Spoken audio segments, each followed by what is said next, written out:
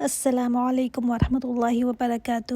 رب اشرح لی صدری ویسر لی امری واحلل عقدۃ من لسانی یفقہوا قولی۔ اللہم فقہنا فی الدین، اللہم انی اسألک علما نافعا وعملا متقبلا ورزقا طیبا۔ دیکھتے ہیں آیت نمبر 20 سے۔ بسم اللہ الرحمن الرحیم۔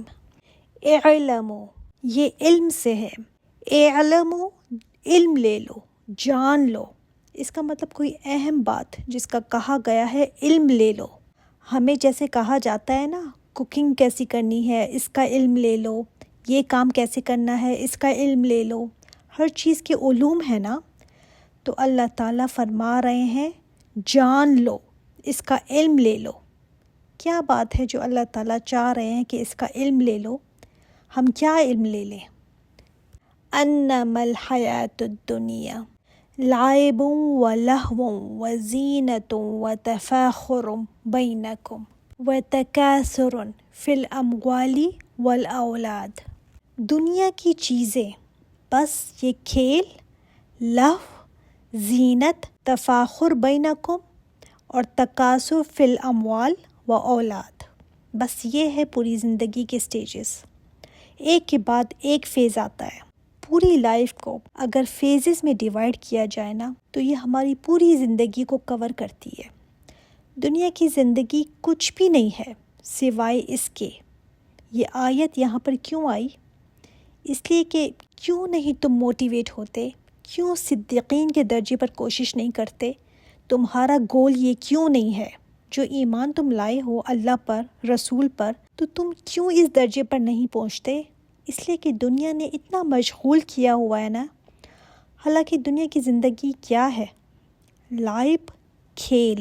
یعنی انسان جب بچپن میں گیم کھیلتا ہے نا، کوئی بھی گیم لے لیں، تو کیسے وہ مست ہوتے ہیں نا، ایسے وہ گم ہوتے ہیں کہ ان کو آوازیں دیتے رہیں، کوئی ان کو پتہ نہیں ہوتا کہ کون آوازیں دے رہا ہے۔ یہ آزمایا ہوا ہے، ایسے گیم میں وہ انوالو ہوتے ہیں نا۔ یہ ہے لعب، کہ بچپن، کھیل کود۔ اپنے بچپن کو آپ یاد کریں، اور پھر اب ہمارے بچے کیسے گیمیں کھیلتے ہیں نا۔ یہ آیت نا آپ کو بتائے گی اور آپ کو حیرت ہوگی کہ یہ ہے پوری زندگی جس کے لیے میں نے اپنی جان کھپائی، اس کے لیے میں نے اتنا کچھ کیا۔ اچھا، بچپن کے بعد پھر ذرا بڑے ہوتے ہیں تو کیا ہوتا ہے؟ لہو، دل گزاری کا مشغلہ۔ لہو کہ جو انسان کو اپنے اندر اتنا انوالو کرے کہ انسان اصل مقصد کو بھول جائے۔ مثال کے طور پر آپ ایئرپورٹ میں لاؤنج میں بیٹھے ہیں، اناؤنسمنٹ کا انتظار کر رہے ہیں، آپ کے فون پر کوئی گیم آپ نے لگا دی یا کوئی چیٹنگ شروع کر دی۔ اب اپنا آپ نے اتنا انوالو کر دیا اس میں کہ اناؤنسمنٹ ہو بھی گئی، لوگ چلے بھی گئی، جہاز بھی چلا گیا، اور آپ کو ہوش تب آیا جب فلائٹ کب کی چلی بھی گئی۔ آپ جس میں انوالو رہے وہ کیا ہے؟ لہو، کہ جس نے اصل مقصد سے ہی ہٹا دیا۔ یہ تو میں نے آپ کو چھوٹی سی مثال دی ہے۔ یہ دنیا کی زندگی بھی نا ایسی ہی ہے، ایسے مشغلے پالنا کہ انسان اپنے ٹائم کو کل کرنے لگتا ہے، حالانکہ ٹائم ہمیں کل کر رہا ہوتا ہے۔ ٹائم گزرتا جا رہا ہے، انسان کی زندگی کو کم سے کم کرتا جا رہا ہے۔ ایک دن کم ہو گیا، پھر ایک دن کم ہو گیا۔ تو آپ دیکھیں انسان اپنی زندگی میں کتنا ٹائم لہو میں لگاتا ہے۔ جب انسان اپنی جوانی اسی میں گزار رہا ہے نا، دل بہلانے کے مشغلوں میں، تو پھر کہاں دل لگے گا قرآن میں؟ کبھی فون ہے، کبھی ایسا ڈرامہ ہے، کبھی ایسی چیزیں ہیں، اور کچھ چیزیں تو ایسی ہیں جن کا دنیا کبھی کوئی فائدہ نہیں ہے، کوئی حاصل نہیں ہے۔ اس کے بعد پھر زینت۔ جب انسان تھوڑا اور بڑا ہوتا ہے تو اس کو اپنا بناؤ سنگھار کا بڑا شوق ہوتا ہے، اس کو ہوتا ہے کہ میں خوبصورت لگوں، میں اچھی نظر آؤں۔ انسان تھوڑا سمجھدار ہوتا ہے نا، تو اس کو ظاہری ٹپ ٹاپ کا شوق ہو جاتا ہے۔ اور آج کے وقت میں تو زینت کی اور بھی بہت شکلیں ہیں۔ یوٹیوب پر میرے لائکس کتنے ہیں، میرے فالوورز کتنے ہیں، کس نے مجھے ہارٹ دے دیا، یہ سب زینت ہے۔ وتفاخر بینکم، اور آپس میں ایک دوسرے پر برتری جتانا، دوسرے پر فخر جتانا، یہ بھی انسان کی کمزوری ہے۔ کبھی اپنی خوبصورتی پر، کبھی اپنے مال پر، کبھی اپنی حیثیت پر، کبھی اپنی ذہانت پر۔ اس میں دین والے بھی کوئی کم نہیں ہیں۔ ان کے فخر کیا ہے کہ ایسی باتیں کرنا جس میں اپنی نیکی جھلکے، میں نے یہ کر لیا، وہ کر لیا، باتوں باتوں میں نا جتا دینا۔ اب انسان وہ والی سٹیج سے تو گزر گیا جو زینت کی تھی، اب فخر کی باتیں، ہر ایج میں نا ڈفرینٹ شوق. پہلے زینت کا بہت شوق، حسین نظر آؤں کسی طرح، ہینڈسم دکھائی دوں. اس کے بعد کون سی سٹیج آئی، کس بات پر اب میں فخر کروں. کبھی اولاد کی بات، کبھی کوئی اپنے مال کی بات، کبھی ہم فلاں برادری سے ہیں، کبھی اپنے گھر پر، کبھی اپنی چیزوں پر. اب جسمانی حسن تو ماند پڑ رہا ہے نا، مگر دوسری چیزیں، ہم ایسے ہیں تو ویسے ہیں، فخر کی بدبو آتی ہے باتوں سے. مسلم کی روایت ہے، آپ صلی اللہ علیہ وآلہ وسلم نے فرمایا، اللہ نے میرے اوپر وحی کی ہے کہ تم میرے سامنے عاجزی اختیار کرو، حتیٰ کہ کوئی دوسرے پر فخر نہ جتائے اور نہ ایک دوسرے پر سرکشی کرے، یعنی دوسرے کو ڈاؤن کرنا، اپنے آپ کو اوپر کرنا. تکاثر فی الاموال و اولاد، مال کی کثرت اور اولاد کی. ایک دوسرے پر کثرت کہ اس سے زیادہ ہو جائے، میرا اس سے زیادہ ہو جائے. کثرت کی چاہت، چاہے مجھے قرض کیوں نہ لینا پڑے، بس دوڑ ہے ایک دوسرے سے آگے. آج اولاد کی کثرت تو نہیں چاہیے. زمانہ جاہلیت میں تھا کہ بیٹے زیادہ ہوں تو وہ اپنے آپ کو قابل فخر سمجھتے تھے، بہت بڑی چیز سمجھتے تھے. اس کی جگہ کس نے لے لی آج؟ اولاد کے بڑے کارناموں نے. اب چونکہ زینت سے اوپر 50 سال کی عمر کی سٹیج آ گئی ہے تو وہ والی زینت اور وہ والی چال ڈھال تو نہیں رہ گئی. اولاد پر اب فخر کرنا، مال پر فخر کرنا کہ میں نے اتنا بنا لیا، میری اولاد یہ کرتی ہے، وہ کرتی ہے. اور یہ وہ والی سٹیج ہے نا کہ جو کبھی ختم نہیں ہوتی جب تک کہ انسان قبر میں نہ چلا جائے.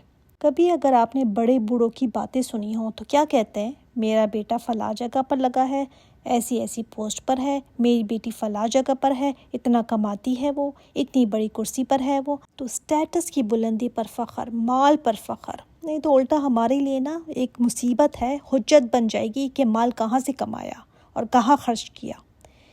یہ انسان کی لائف کی فیزز ہیں جس کے پیچھے نا انسان بھاگ رہا ہے. پوری اپنی لائف انسان یہی کرتا رہتا ہے. حالانکہ قرآن میں ہے کہ مال اور اولاد فتنہ ہے تمہارے لیے، آزمائش ہے تمہارے لیے، یہ تمہیں اللہ کے ذکر سے روکتے ہیں. سورہ التکاثر میں بھی ہے نا کہ کثرت کی چاہت نے تمہیں ہلاک کر دیا. کسی کی چیز دے کر اس نے اپنا کچن رینوویٹ کروایا، مجھے بھی کرنا ہے. اس کے پاس ایسا گھر ہے، مجھے بھی لینا ہے. یہ وہ دو ریس میں نا جس میں ہم لگے رہتے ہیں. یہ ہرس نہیں جاتی. دوسرے نے کچھ بتا دیا تو ایک چبھن سی کہ بس مجھے اس سے زیادہ مل جائے، اوپر کا مل جائے مجھے. کیا کریں گے ان سب کا؟ ایک دن سب مٹی ہو جانا ہے. اس کی نا ایک مثال یہاں پر بتائی گئی ہے، اتنی زبردست مثال ہے نا کہ اللہ کے قرآن کے علاوہ کوئی ایسے نہیں سمجھا سکتا. سبحان اللہ. کمثل غیث اعجب الکفار، کہ جیسے بارش اعجب الکفار خوش کرتی ہے کہسانوں کو. اس کی نباتات، یعنی کہسان نے بیج ڈالا، اب وہ دیکھتے ہیں نا بارش ہوتی ہے تو انسان کی نباتات اگتی ہے، بہت خوش ہوتا ہے. خوش تو وہ ہو رہا ہے، تو کیا وہ یہ سوچ نہیں رہا کہ یہ تو چھوٹا سا سائیکل ہے. ثم یہیج فتراہ مصفرا، پھر وہ دیکھتا ہے اس کو زرد ہو گئی ہے. وہ زندگی بھی نا ایسی ہے، کل تک شامیانے بج رہے ہیں، مٹھائیاں بانٹی جا رہی ہیں کہ میرا بچہ ہو گیا ہے. اس کے بعد اس کی جوانی، ماں باپ دیکھ دیکھ کر خوش ہوتے ہیں. پھر وہی بچہ کیا ہونے لگتا ہے، جیسے یہ گھاس زرد ہو گئی ہے نا، اس کے بھی بال سفید ہونے لگتے ہیں. نہ وہ چال ڈھال رہ جاتی ہے، نہ وہ رنگ روپ رہ جاتا ہے، نہ وہ عقل رہ جاتی ہے. قوت بھی جواب دینے لگتی ہے. ایسا لگتا ہے نا کبھی قوت تھی ہی نہیں، کبھی وہ وقت تھا ہی نہیں جوانی کا. اپنی خوبصورتی کو دیکھ دیکھ کر جو خوش ہوا کرتا تھا، اپنے اوپر فخر کیا کرتا تھا، اب ڈھلنے لگتا ہے. دیکھیں پلانٹ کنڈم میں نا یہ تو 1 سال کے اندر اندر ہوتا ہے. وہ تو ہم اپنے سامنے دیکھ لیتے ہیں نا، سبزہ لہرا رہا ہے، پھر زرد پڑ رہا ہے، پھر بالکل چورا چورا ہو جاتا ہے. یہ تو ہم اپنے سامنے دیکھ لیتے ہیں. ثم یکون حطاما، پھر ہو جاتا ہے وہ چورا چورا، اور پھر کیا ہو جاتا ہے، وہ بھس بن جاتا ہے، کھیت اس کا خالی ہو جاتا ہے. ایگزیکٹ سیم سائیکل انسانوں کا بھی ہے، مگر اس کا ڈیوریشن تھوڑا لمبا ہوتا ہے، اس لیے ہمیں سمجھ نہیں آتا. گھر میں بچہ پیدا ہوتا ہے، ماں باپ بڑے خوش ہوتے ہیں، پھر وہ جوان ہوتا ہے، پھر گھر میں شامیانے بجتے ہیں اس کی شادی کے، اور ماں باپ بوڑھے ہوتے چلے جاتے ہیں، بچے اپنی اپنی جگہوں پر چلے جاتے ہیں، سیٹل ڈاؤن ہو جاتے ہیں، ماں باپ اکیلے رہ جاتے ہیں.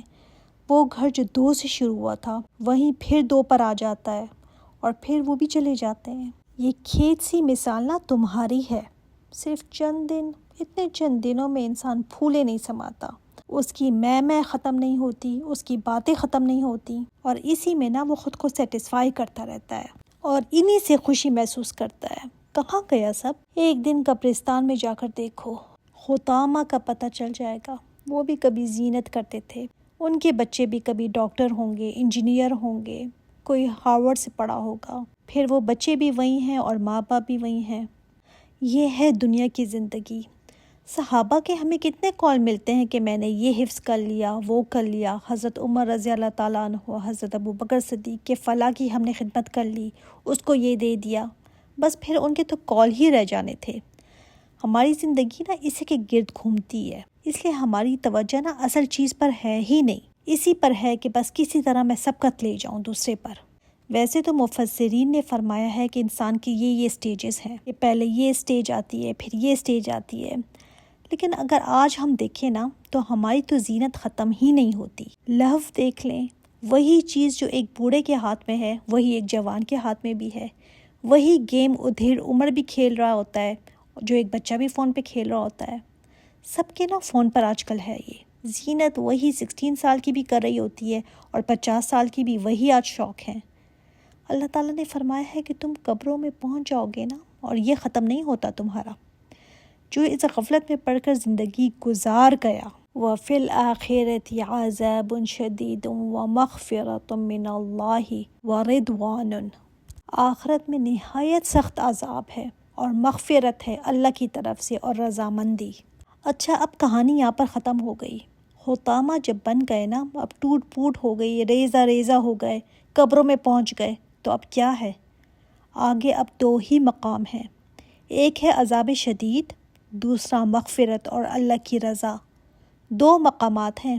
اگر تو تم نے نصیحت پر کان دھر لیا، سمجھ لیا بات کو، پھر تو مغفرت ہے اور رضامندی ہے اس کی طرف سے، اور اگر تو نصیحت نہیں پکڑی تو عذاب شدید ہے۔ دو ہی جگہ ہیں، تیسری کوئی جگہ نہیں ہے۔ جس نے تو پڑھ کر یہ سائٹ پر کر دیا، ظاہر ہے دیکھیں کوشش تو ایک ہی طرف ہو سکتی ہے نا، یا تو مال اور اولاد میں کوشش کرے گا انسان، یا کوئی اور کوشش کر لے، یا تو تفاخر کے بیان کر کر کے ہلکان ہوتا رہے، یا اللہ کا ذکر کر لے۔